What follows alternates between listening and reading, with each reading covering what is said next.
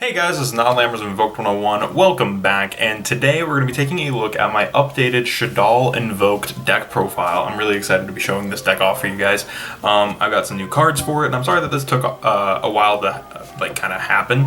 Also, there is no Almirage or oh man, what's it called? Secure Gardener in this list, mainly just because I didn't have extra copies, but I'll talk about some cards that you can swap out for those in this deck profile. And another thing, I kind of just want to show this off because I know not everyone follows the Instagram, but in my, I've recently acquired, dude, where's the other ones? There's another one, and boom.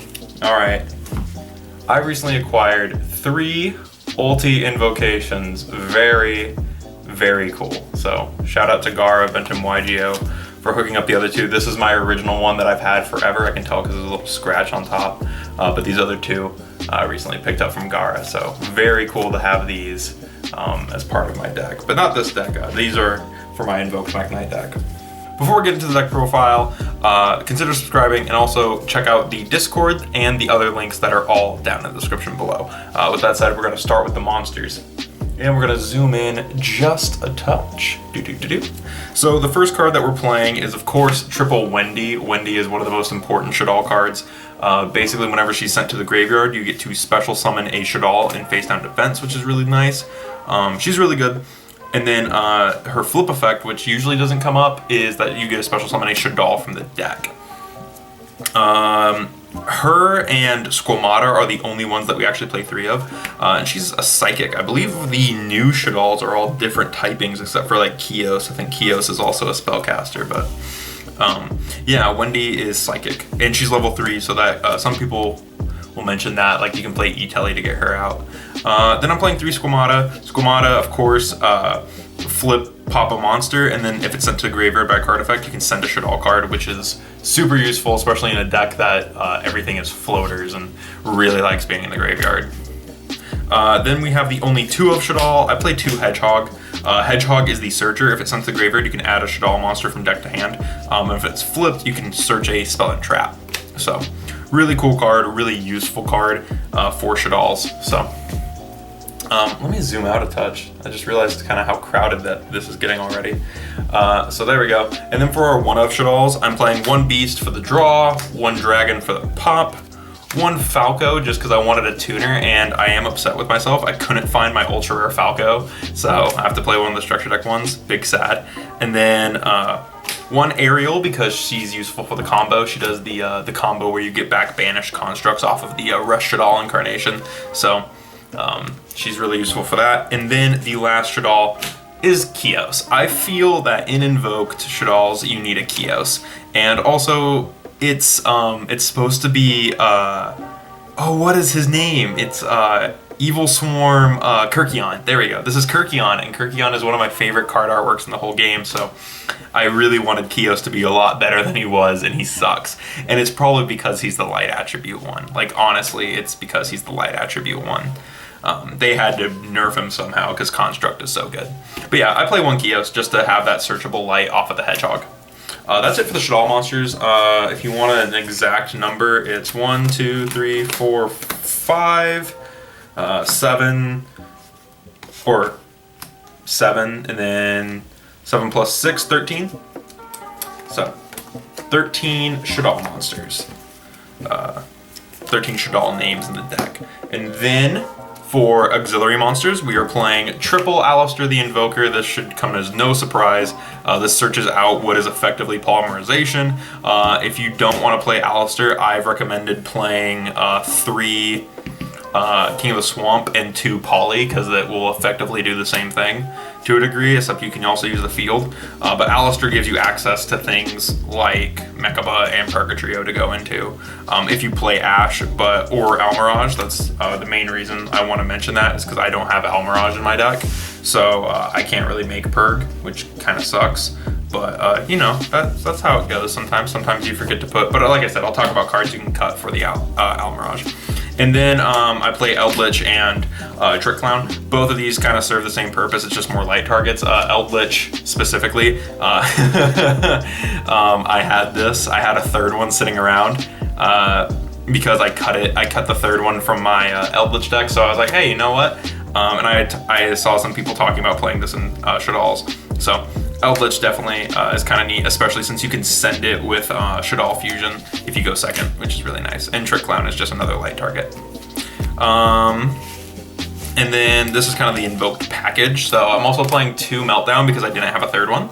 So only 2, and then the Terraforming to go with that. And then I'm also playing 2 Invocations, which these ones are mixed ones because the other 3 that I have are for Meow. But yeah, there we go. That's it for the Invoked package and the monsters. So, moving into the spells and traps, because this deck actually does play traps. I'm not playing hand traps. If you want to play some hand traps, you could cut the Hedgehog to 1, and you can also cut, the Trick Clown. I would recommend cutting the Trick Clown, or if you prefer playing Trick Clown, you can cut Eldritch if you don't have Eldritch. And then I'll talk about some other cards you can cut for hand traps when I get into it. 3 Shaddoll Fusion, mixed rarity because my friend James really needed some Shaddoll Fusions. So RIP my matching Shaddoll Fusions. It's okay, these ones are secret, I won't cry. Shaddoll Fusion is just one of the most important fusion spells in the whole strategy because it lets you use your deck, which is pretty nuts. So 3 of that.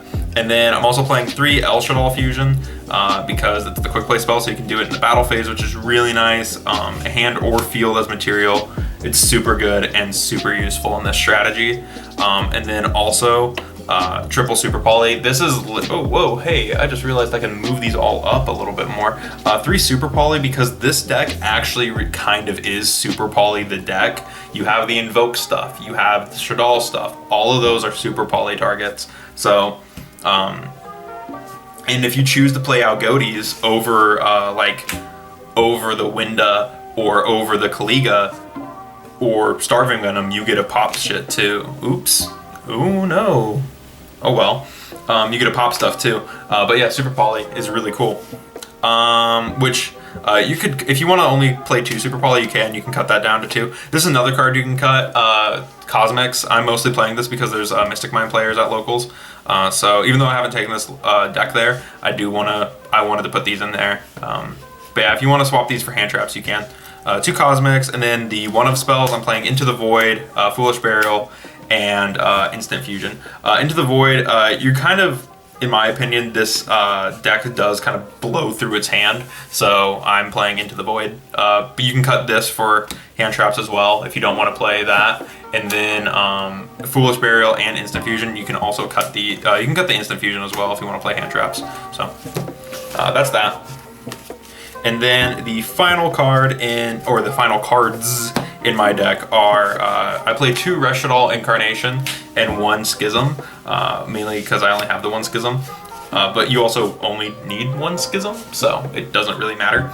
But also Incarnation, if you want to cut this to 1, you could honestly just play 1 and 1 because both of these are fairly good at 1.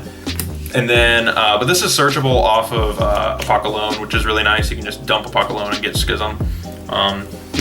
And then Incarnation is part of the combo with like Cross Sheep and Construct and stuff like that. So I played 2 because I kept drawing it. So that's what happened. So there we go.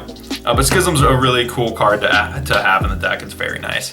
Moving into the extra deck, I'm playing 2 Constructs. Construct is very nice to have. I really like playing the Constructs. And then I'm playing 2 Apocalypse. If you don't like playing 2 Apocalypse, you can really play 1. I like 2. I think 2 is proper. Same with Winda. I think 2 Winda is also... Oh man, I am slightly off just on everything. I think Winda is also a really good 2 of in the extra deck. I really do think you need to be playing each of these at 2. As far as the things I would cut for Owl Mirage and Secure Gardener, it'd probably be Wendigo and a Nautilus. I almost never go into these, but if you want to, you can cut these for Secure Gardener and Owl Mirage. I think that would be much better. I'm playing one Mechaba and one Purg, but like I mentioned earlier, you could also play Algodes, which is kind of my go-to out, but you could also play, like I said, I'll mention some more stuff that you can cut. I play Chaos Ruler, the Chaos Magical Dragon, because it can grab a Light or Dark monster and dump the others to the grave, triggering a bunch of Shaddoll effects. And all that takes is Falco and a Apokalon, but that might be a little too specific for a lot of people, so you can cut this if you want to. I don't really care for it. Same with Abyss Dweller. I play Abyss Dweller mostly just because it's a rank 4 to go into. But honestly, this would be like either Starving Venom or whatever, Invoked Fusion like Kaliga or whatever. And then these two would be Secure Garden and Almirage. And then this would either be like Baguska, if you really want to do Baguska for going first. I play one Gravity Controller, one Cross Sheep, and one Nightmare Cerberus. These are just the cards that were in here whenever I picked it out of the deck. Deck box. Gravity Controller is to combo a construct to set stuff in motion. Cross Sheep is part of the combo with Shaddoll Incarnation. It was literally made for Shaddolls, and I actually need to bump this up to Ultra because this is the only deck I have that I really play Cross Sheep in. And then Cerberus, just because Cerberus. I was already playing Cyclone, so I figured I didn't need Phoenix. But that's it for the extra deck.